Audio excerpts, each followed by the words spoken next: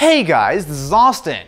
A few short months ago, one of the most hyped phones in years was announced. The Essential phone promised top-notch build quality, a clean build of Android, and some seriously great cameras.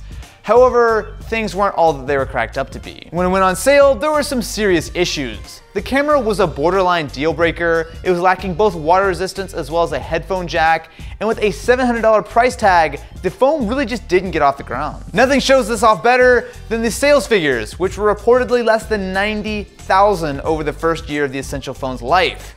That, my friends, that's not good. However, it's 2018 and the Essential phone has actually gotten a lot better. The first and biggest change is the price. You can pick up the Essential phone on Amazon right now for only $450, and that includes some other colors that weren't available at launch, including this pure white. Now sure, when you look at this as a $700 phone, there are some issues, but at less than $500, nothing even comes close to touching the build quality here. I'll even go farther than that. This is one of the nicest builds on any phone, period. So with that ceramic back, especially when you put it side by side with a glass-backed phone like the iPhone 10, it really makes it look dull in comparison. You do lose wireless charging, but in return you're getting not only that look and feel, but you're also going to be getting the extra durability of having that ceramic. It's not going to be for everyone, but personally, I absolutely love the way this looks and feels. Come around to the side of the phone and you'll see that it is made out of titanium. Now that's also something you don't really exactly see on phones these days, and it gives it a nice feel in the hand. Now what's interesting is that while a lot of flagships these days are going for a very rounded sort of curved design, this is much more chunky, which I kind of like. You're making the best use of space inside the phone. That same solid feel comes around to the buttons, which have a nice tactile click, as well as the machining on things like the USB-C port as well as the speaker grill. No, it does not have stereo speakers, and no, it doesn't have the headphone jack. But there's a lot to really like about the hardware of this phone, and that's not even getting into the screen. Come around front and you'll find that 5.7-inch display with some of the thinnest bezels that we've seen yet. Now keep in mind, this phone has been out for a while. Even phones like the iPhone 10 as well as the Galaxy S9 can't quite match that super thin bezel. But they also can't match the notch. Yes, my friends, the Essential phone was actually first when it comes to the notch, and personally, I actually like the way they do it here better than on the iPhone 10.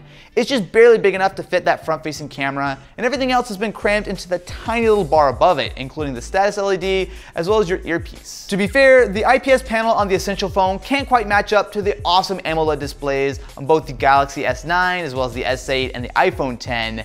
However, I'm really nitpicking at this point. This is a very, very good display, especially when you consider the price. Sure, there are some minor things I can nitpick. So the plastic that surrounds the front glass on my unit is slightly imperfect. There are a couple little places where it's not totally smooth.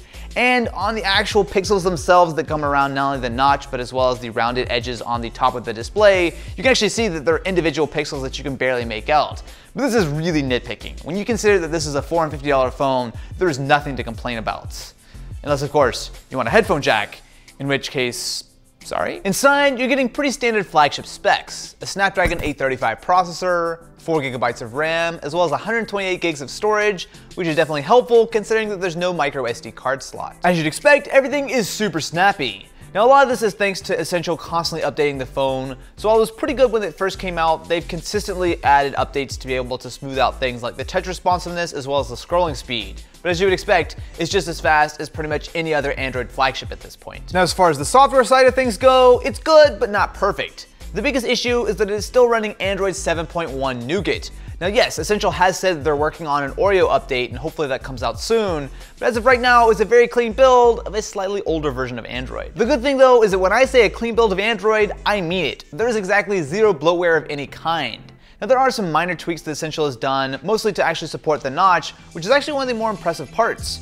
It actually kind of works pretty well here. Supported apps like Google Maps will flow around the front-facing camera, essentially giving you that full screen experience. And even other apps that aren't fully supported by the notch are still going to give you access to your notifications as well as the system info without really getting in the way. It's kind of like using a normal phone like that. It's not an OLED display, so while the blacks are good, it doesn't quite fully blend in. However, it actually does a pretty good job, and it's not that far off from something like the iPhone 10 as far as using an app that is not supported. Now, one thing that's actually been very impressive that Essential has done is update the camera. This thing is so much better than it used to be. With a pair of 12 megapixel cameras around back, the hardware seems to be there, but But at launch, the Essential camera was straight garbage town. Now don't get me wrong, it's not exactly going to rival the Pixel, but it has gotten so much better than before. Now pretty much all of that is thanks to Essential constantly releasing updates to improve the camera. In fact, literally the day we're shooting this, it got another update which not only improved a little bit of the performance, but also added some additional options in the camera app. Provided that you have some decent light, the photos really aren't too bad. Now the autofocus is still a little bit on the slow side, and one of the things I did notice is that while the image might not look that great on the preview, once you actually take a shot and it's processed, it typically does look a lot better. Which is nice, except that it would be better to know exactly what your shot's going to look like before you hit the shutter button. The portrait mode is also pretty decent now.